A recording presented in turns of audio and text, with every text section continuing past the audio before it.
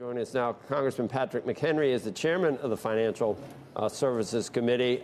What do you make of yesterday's testimony? He giveth and he taketh away, I think. Maybe it'll be a different message today. Maybe it'll be the good cop today, Congressman. Or do you think what he said yesterday was needed medicine for the markets? I think it's needed medicine. The main thing is the main thing to the Fed. They have to tackle inflation and return to price stability.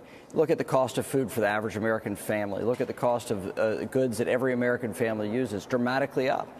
Inflation and inflationary policies have a massive negative economic impact, and we have to address that, and the Fed has to be laser focused on its job number one, which is price stability. It reminds me of trying to figure out where the coronavirus came from. A lot of people say we don't need to know. Why do we keep looking in the past? But I can't help it with inflation either. I'm going to ask you, because I think it's important, why we're here, because it matters.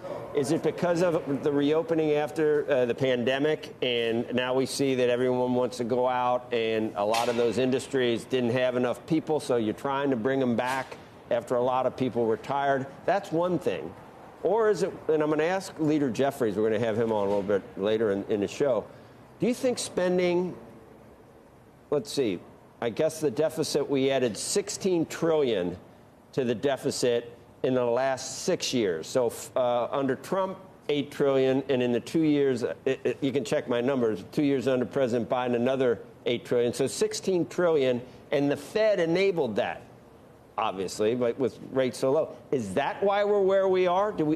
Or do you think it just has to do with, the Putin price hike or whatever externals we had? Well, we had higher inflation coming out of COVID as a direct result of transfer payments from the federal government. Those things that were enacted by Democrats controlling the House, the Senate, and the White House fueled the economy. That put jet fuel on an already hot economy coming out of COVID, and that's why our experience of inflation was greater than any of our peers in the globe, across the globe.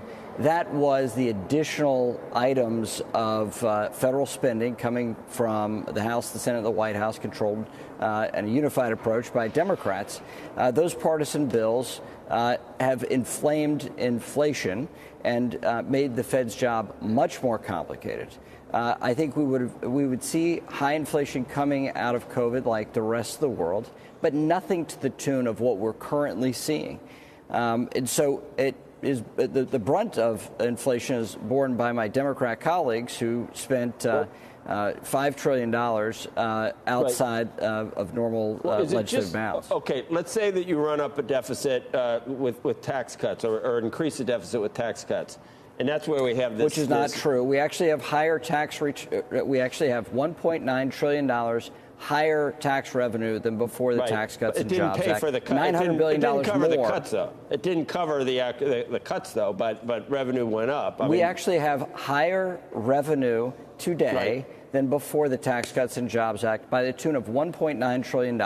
And even in Washington, that's a massive amount of money. So this whole thing about blaming it on the tax cuts is patently absurd. But it did add to the deficit. It has nothing to do with it. It has everything to do with spending.